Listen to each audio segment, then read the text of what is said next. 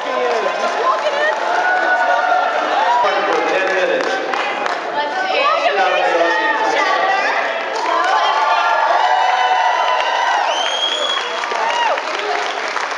Have a seat, ladies and gentlemen. Welcome and we do it. Welcome everyone here. This is a monumental occasion. I'm Claire Kramer.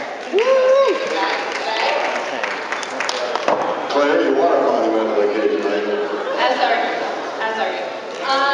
Thank you guys so much. Flash photography, if we can just take all our pictures now and then give the rest of the actors' eyes. Received the call. What was your reaction to them approaching you for this role and to be part of this series? I was so gloriously enthused to be offered a job. Well, the well-recounted story that I'm sure most people know about, and I'll do it very quickly, was that I was in New York City doing something, and I received a call from Roddenberry, who asked me to come to Los Angeles to look at a pilot called Star Trek, starring Jeffrey Hunter. And I came to Los Angeles, and I saw this wonderful piece of film. Needed a little adjustment here and there, but it was really terrific. And I agreed to be in it, and then people made their suggestions. I made some of mine, and we made the second pilot, and then that's all. And that's essentially the story. And that was the start of history. And that was the story.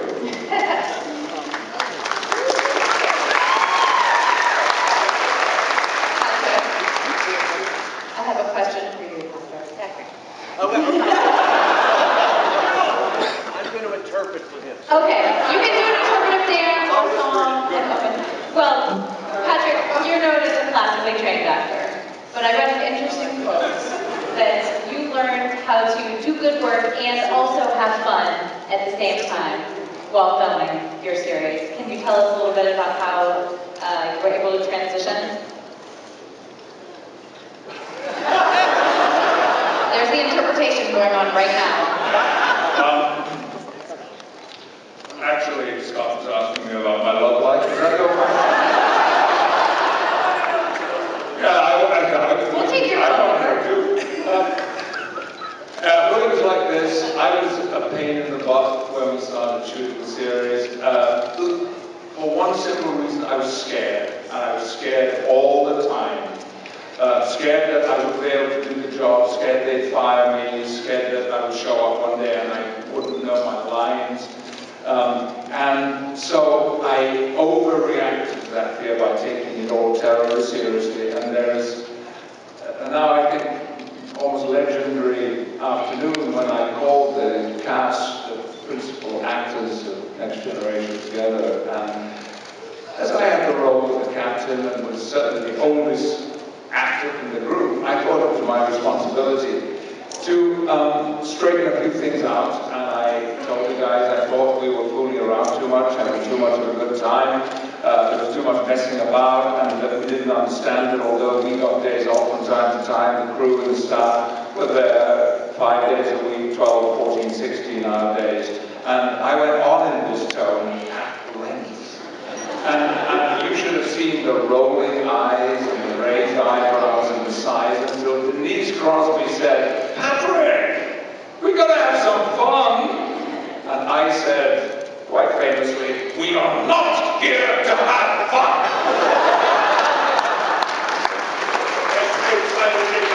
I'm ashamed. However, the cast straightened me out. They broke me. Did you hear that? That was Scott said, what they broke. They broke me, and they did indeed teach me you can do good work, and you can have a great time as well. And my lasting memory of Next Generation is laughter.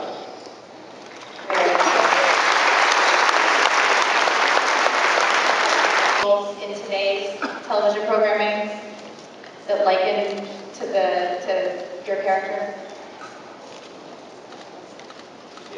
I can answer the last question first. No. Yeah. I mean, it's just the observation of meaning being further. The answer is clearly no. when you deal, you just look at the history of Star Trek, etc., that it clearly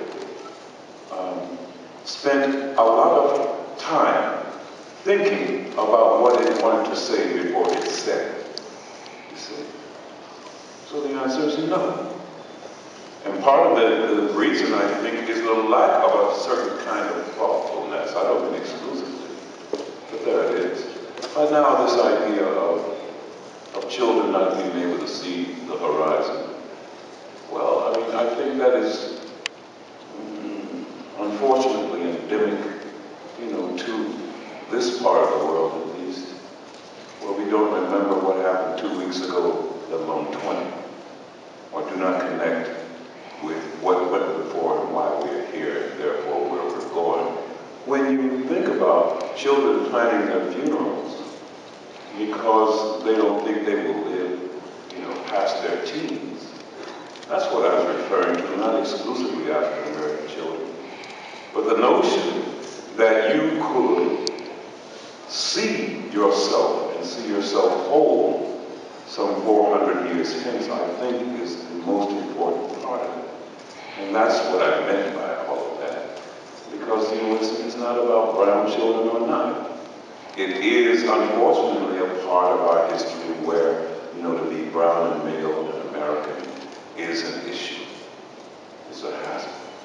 It's part of this inextricable relationship between racism and sexism and, you see, things that we have to figure out yet.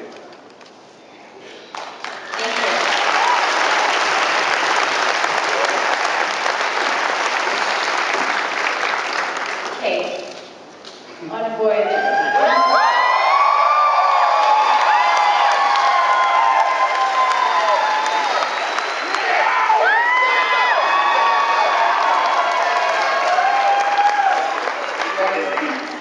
I noticed when watching the series that there was a definite contrast in your femininity between the first season and the second season. That the first season you were almost made to be manly, and the second season you were allowed to be a female who was in control. Can you tell us how that came about and how you kind of spoke with the producers and writers about that? Yes. Thank you. Speaking to Patrick's point, too, if he was terrified as the first Englishman to be cast in the role of captain, can you imagine how everybody felt when the first woman stepped on the bridge? I mean, the people in charge were very, very nervous, right? I was in childbearing years, and I was a girl. I had bosoms and I had hair. And all of these things did not fit the demographic. You know what I'm talking about? Mr. Stewart, with all due respect, no bosoms, no hair.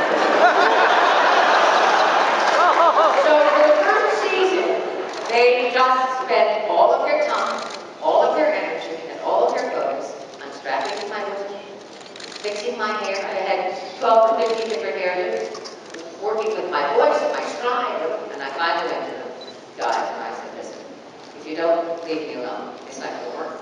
Because the audience is smarter than you guys are. That's why it is a vast, universal, and highly intelligent audience. They requested me to allow me to command this ship. So I warned you, I missed the gas station. My mistake. Let me correct it by being myself. And let these young men come to me of their own volition. And that's what they did. And that's why the second season, I was so gloriously sexy.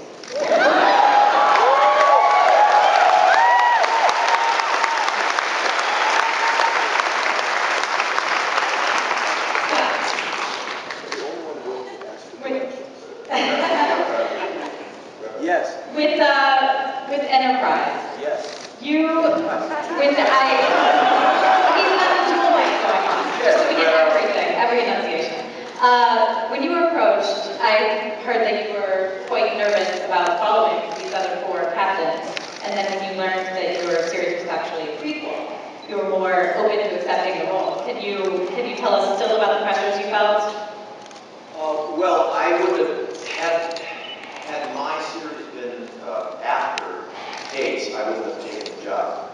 And I was thinking all those thoughts in my head because they were expecting me to be jumping up and down. Oh, thank you for that lovely offer to the show. And I was in my head going, how am I going to say no? And then they said, and the great thing about this, you're 100 years before Kirk. And right in my head, immediately, I was in. I was completely in because I knew that I wouldn't have to follow any of these fabulous people. And so I could screw up all my own, and you folks who know all of our work better than we know our own work wouldn't be able to yell at me for, when Kate would take the bridge, she would do such and such, and every time, so it was a chicken's way out, but happily it worked out. It did work out.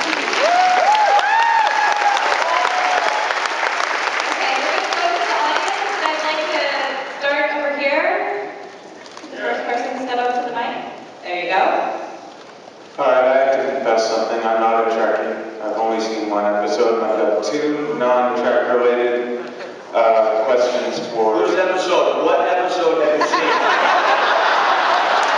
Be very careful with your answer. I saw The Trouble with Turbans. Raise your hand so they can tell who there is. My question for Mr. Shatner is, what got you interested in horses? And my question for Miss Mulgrew is, what was it like being Mrs. Strang in Equus? What? So I heard Kate say what? And I said, what was your question? What got you? Maybe I should answer Kate's question. What was your question? What got you interested in horses? Horses, yes. There's a science fiction question. I've always been interested in horses.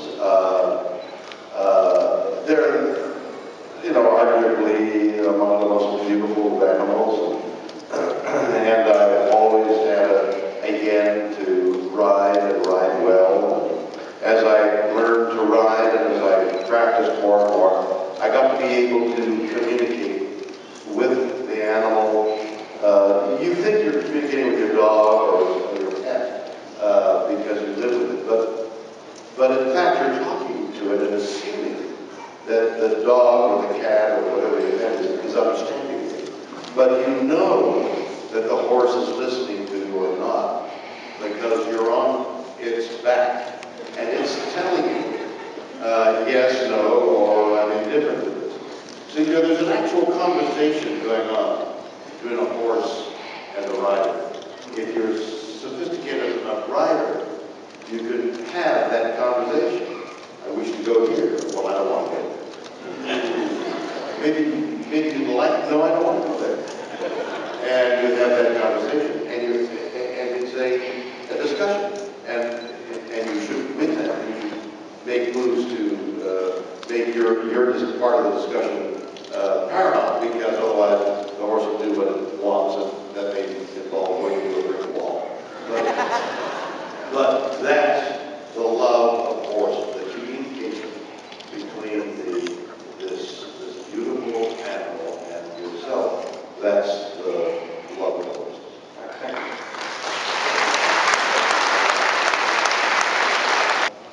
I don't know because I didn't play Mrs. Strang. I played Esther Salmon. Okay, what was it like anyway? Well, clearly, since you so enjoyed the performance,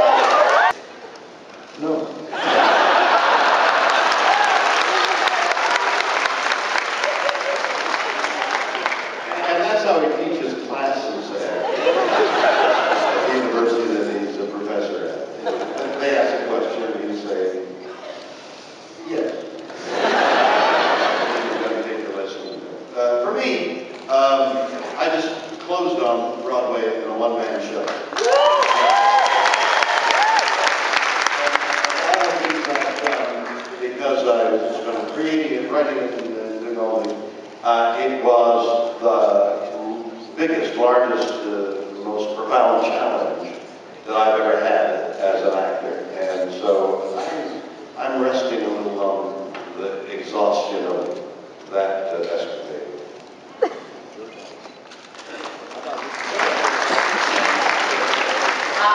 I do have a bucket list, but in the last 4 years, I hit 2 of them.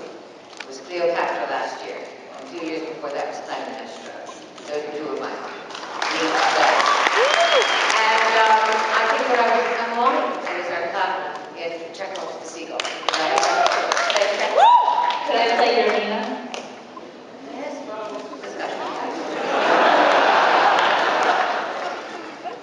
What about you? Yes. I'd like to star as William Shatner in his one-man show.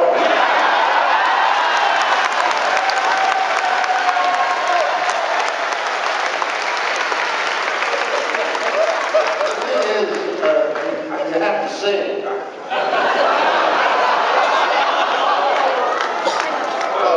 you understand. He's a great singer. You all know. He's on Broadway. He didn't know. I don't think I've ever told you that I went to a musical many years ago, and I saw this glorious performance on something or other. And I remember to this day that actor, and then and he was the guy that was in the musical. He's got a glorious singing voice. That's what I think. Sing for us. Sing for us. Sing for us.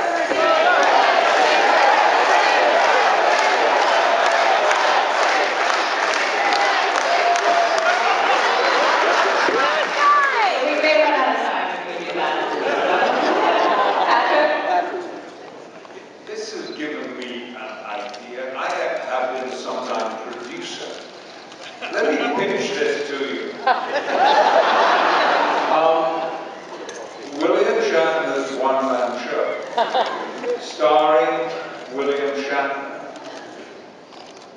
But after the opening night, no audience will ever know when they go to see the William Shatner one-man show whether they will see William Shatner as William Shatner, or Avery Brooks as William Shatner, or Mulgrew as William Shatner, or Scott Bukla as William Shatner.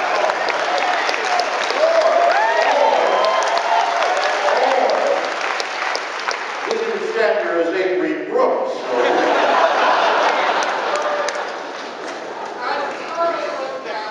Can I answer the question that you asked the others quickly? Very quickly.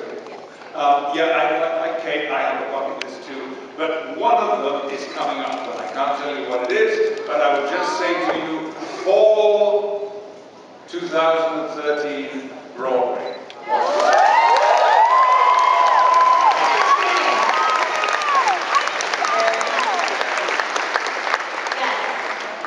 All right, come on, Scott, tell us.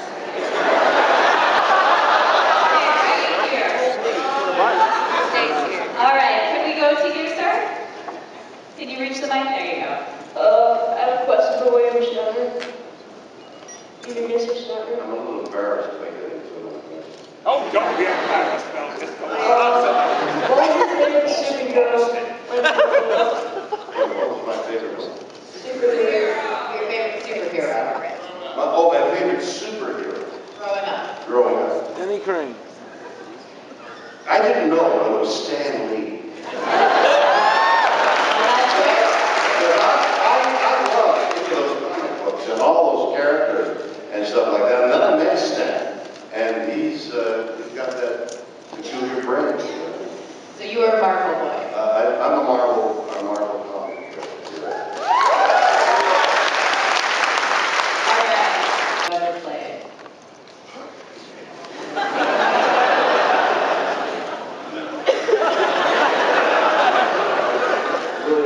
William Shatner. Yeah, that's true. Mine too. Mine was my run as Bill Shatner. It's a classic. It's great. Oh. Mine didn't drag.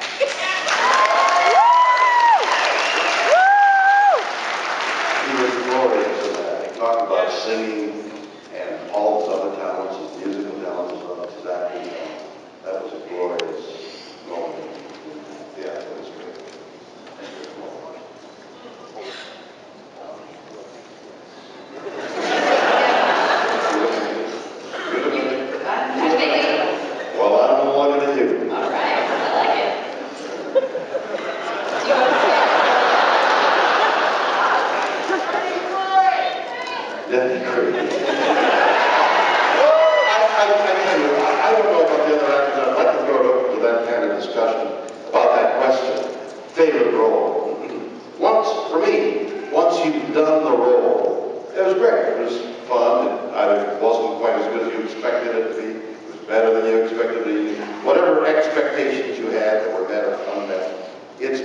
it's a ephemeral. A role, especially in the theater, is over.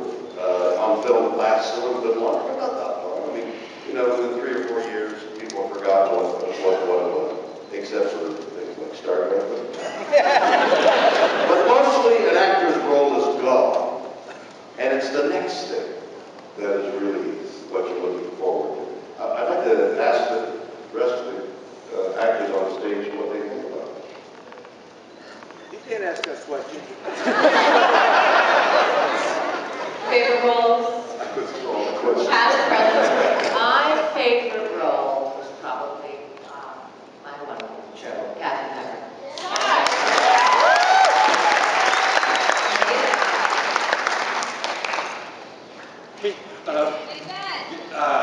Scrooge.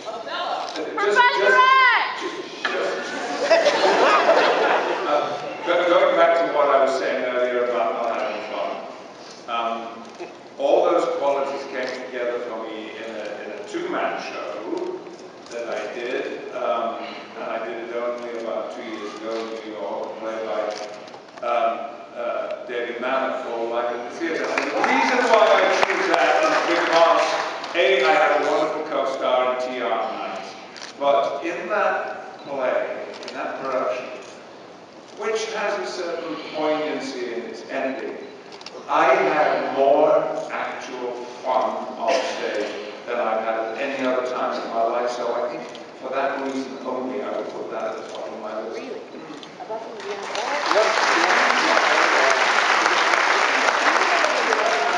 Stop arguing! Scott, do you have a favorite? You're right. Do you have a favorite role? Don't miss a beat. In the theater, it would be Three Guys Naked from the Waist Down. On television, it would be Santa.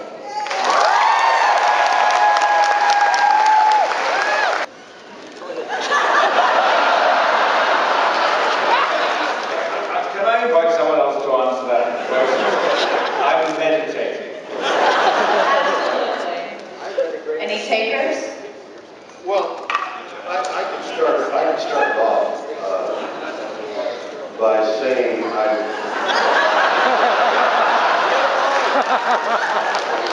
that I defer to Mr. President.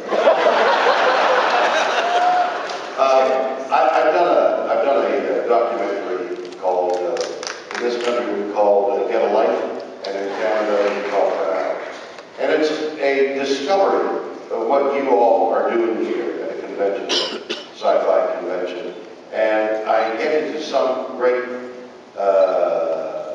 depth of what we're all doing here. And becomes, Star Trek becomes something far larger than what I ever thought it was. And I wrote a book about it called Get a Life, about people who come here. I've discovered as a result of making this documentary that this cultural phenomenon that we know as Star Trek, and on a larger sense science fiction, is far bigger, far more meaningful than many of us think.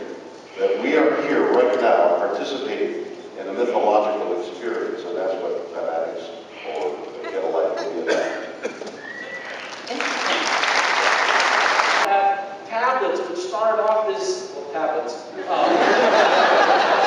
next generation. My question to you is there some gadget or gizmo that you used in Star Trek that you are amazed is actually a real-life thing today? Or is there some gadget or gizmo that you said, God, this is the dumbest thing ever? And it is still a gadget or gizmo today. Any standout items on the shows that you guys?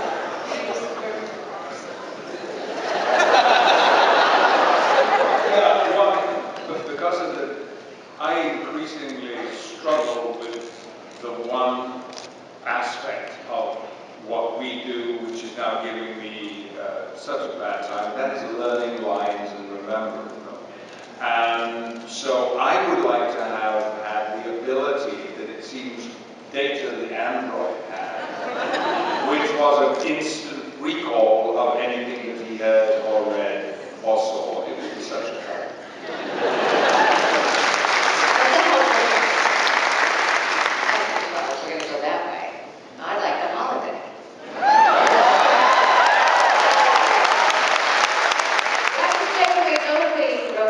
/sexual relief.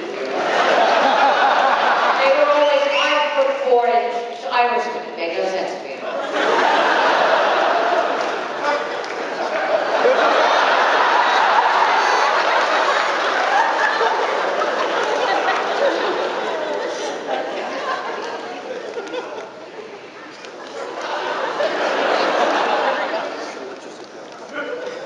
I look forward to theming.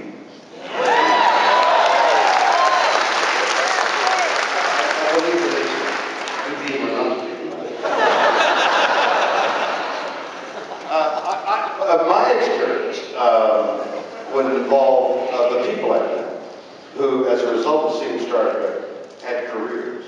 And we've all nodding our heads. We've all come up with, from people like yourselves, who come to us in one form or another, ethereal or material, and said their lives, their life course was changed as a result of Star Trek. One that comes immediately to mind is a guy who is now heading Canada's largest airplane manufacturing company, who became an aeronautical engineer because of Star Trek, and now is making these wonderful airplanes that take people around almost science fiction factories.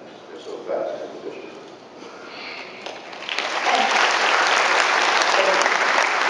You guys obviously have a correlation with NASA, and a lot of times when episodes would air, the funding would go up for NASA programs and vice versa. Have you guys all been to rocket launches, or any of you? Well, I'm the only one who was around when NASA was putting it up. Everybody else is so much younger. I can't stand it. All these little guys. I mean, they're all junior. Their whole lives in front of them. But NASA was a partner in many ways. I had the great good fortune to speak for about 45 minutes to the International Space Station a few years ago. It was really kind of to the guys to the American on the space station.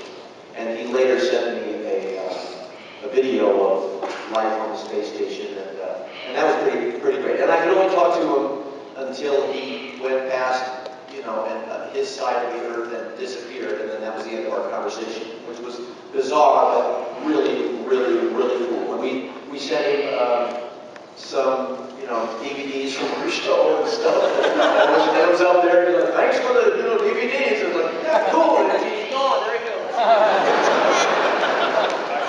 Scott, I didn't know you had done that, and I know what a wonderful experience it was because it happened to me too. There was only one non-Russian, non-American commander of the International Space Station, and he was a Belgian. He is a Belgian called Frank de Win, and Frank chose me to talk to during his time on the station, and lots of amazing things happened. My first question to him was, as perhaps yours was, why wouldn't a real astronaut want to meet a fake astronaut? Doesn't make any sense. But he held up in front of the camera. I said, that's great. How brilliant to be able to Photoshop all your heads. And Commander DeWitt said, no, we were wearing them.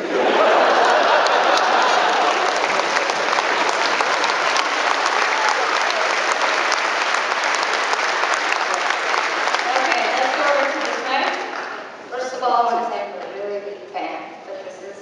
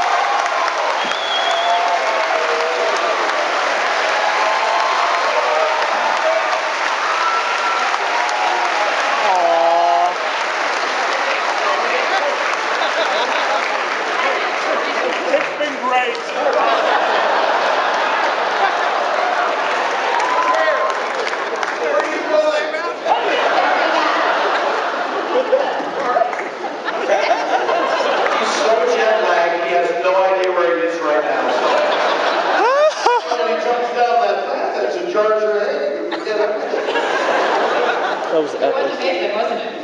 How about you over here?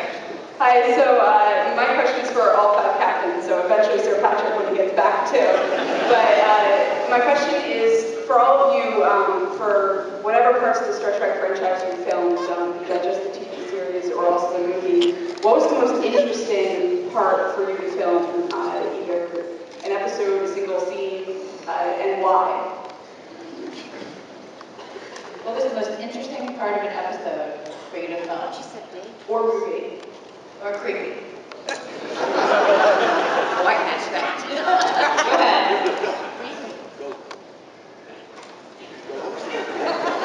Part of an episode, whether difficult, interesting, or creepy, something that stands out. Maybe. Nimoy is very creepy. Yeah, the Vidians, the Organators, very, very creepy. All right. Let's go to the Spaghetti. Perhaps they will think of their creepy, interesting moment. First of all, I'll quickly say, one of our most interesting times were when we recreated Mr. Shatner's entire ship and uniforms, etc., and we did it in the Mirror Darkly, and it was a flip side of their world, but it was our world flipped, and it was a, you guys know. You guys know version 24 of these versions, but that was bizarre because people from all over the Paramount lot came to see the original bridge, and people were just beside themselves to get out there and kind of like touch it and look at everything, and it was surreal. It was really, really cool. Bill wouldn't come to it, but everybody else did.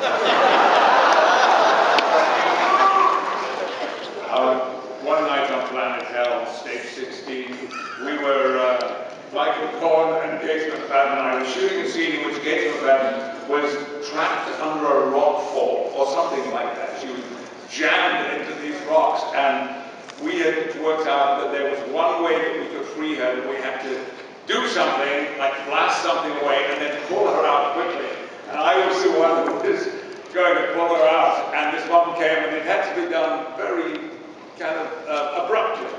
And the moment came, action, the thing happened, and I reached in, and I grabbed Gates by both breasts.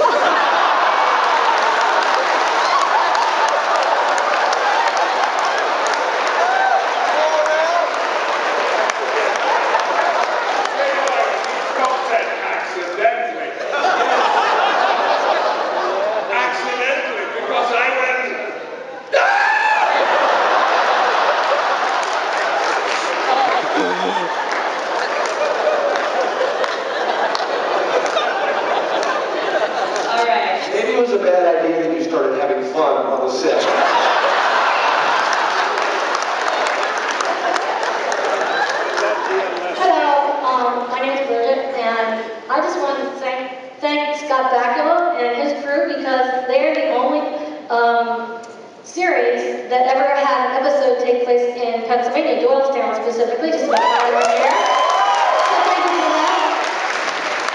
I have two quick questions. One's for Bukla and Shatner together because they have something in common to talk about, and the third question is for Kate Mulgrew. Okay, Bukla and Shatner. I'm sorry these last names. Mr. Bukla and Mr. Shatner. Okay. You have something in common. Both of you were involved in television shows, which were two of my favorite shows of all time, Boston Legal and Men of a Certain Age. And those shows were unique in the fact that they each explored male friendships in a way that is rarely seen on television or film. And I wanted you to both talk about how that affected you personally, or if those friendships also carried off the stage, because particularly Mr. Shatner and James Spader, you seem to have an unbelievable, intimate relationship that was sleepovers, whatever. But how did that affect you? And did it change your relationships with other men in your own lives? Back when you did those shows? Okay. She wants to know my relationship with James Spader. Have you ever seen James Spader naked? Yes, you have? No, I don't think she would reveal that.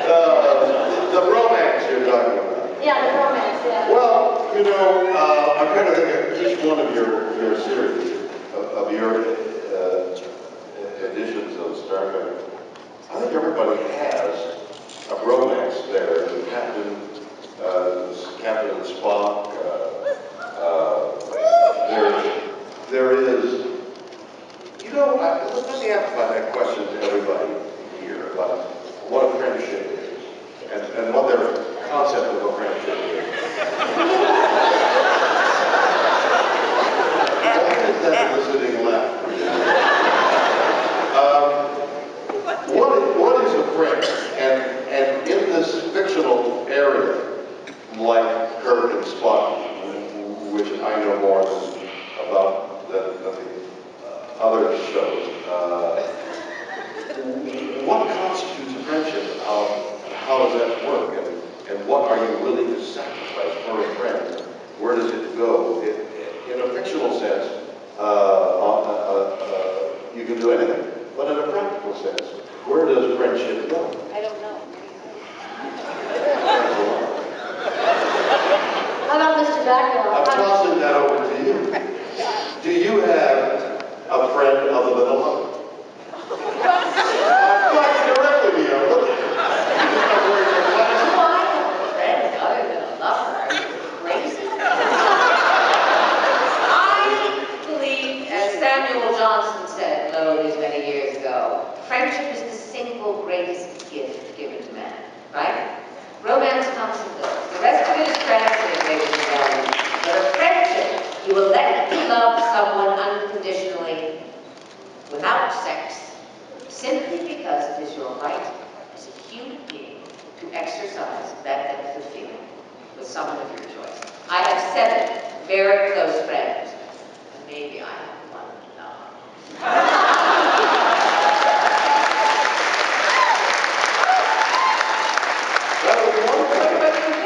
You have 7 lovers, 1 friend. There was a time like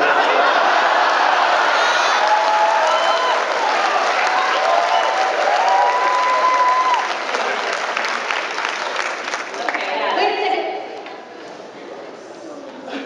Yes, you.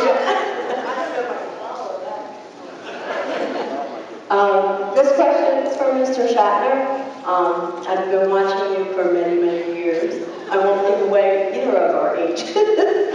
So my question is, a couple of years ago, the new Star Trek came out, and it had all the portrayals of the characters from the original series when they were younger.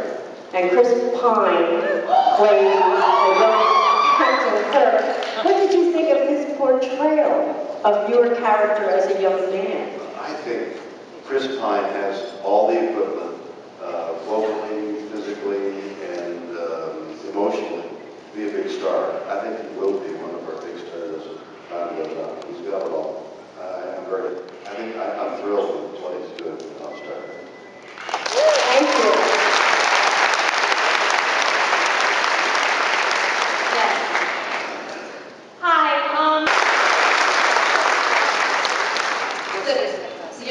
where are you in the process of waiting for your transplant? I just got on the transplant list a couple weeks ago.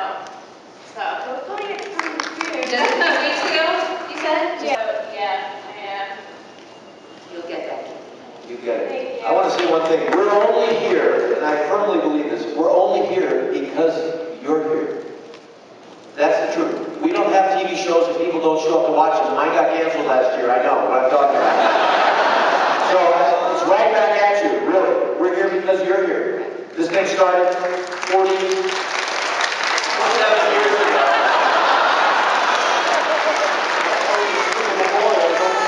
So thank you to all of you who are in this room right now.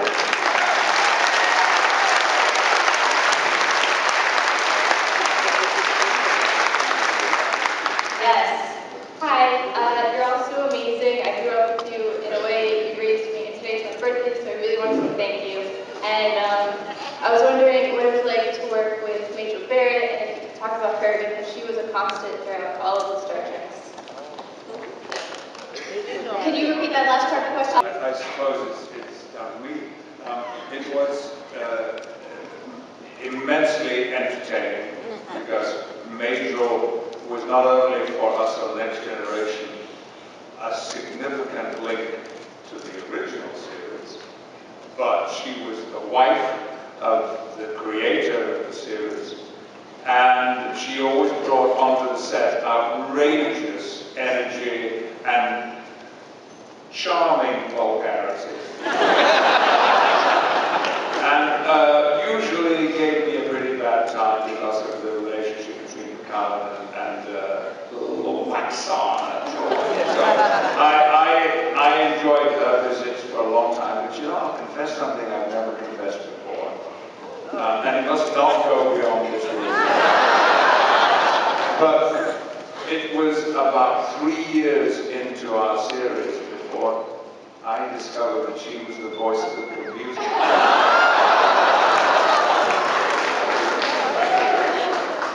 All right, sadly we have time for just one more question. Well, can I say something before we do? Yes, I've been absolutely. meaning to say this every time I got a chance to speak, but half of you arrived and we had already started. You were late. This thing got pushed back. So you didn't miss anything. It's just that we all got so bored back there waiting, we just decided to come up and start anyway. So don't think that you were out of place or wrong or late or anything, and you didn't miss a single thing. Is there any chance that we're going to see any of you on Dancing with the Stars?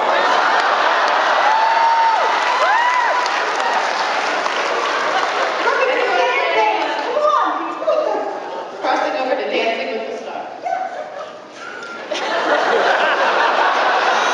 I think I know what Nick was going to say. No.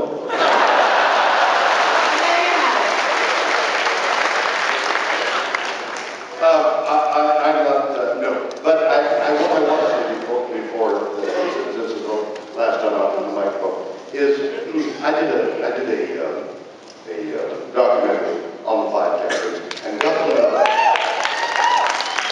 know these 4 people, although it was brief in terms of time, it was very, very substantial for me.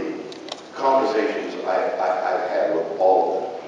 I think I knew, with the exception of Patrick, I knew very little. They are the loveliest, most talented, most giving, most vulnerable, most exciting people I know. They are, I think of them as friends of mine now as a result of my experience on the Captains, and what you think of them as actors is really true. They are extraordinary people, and I'm very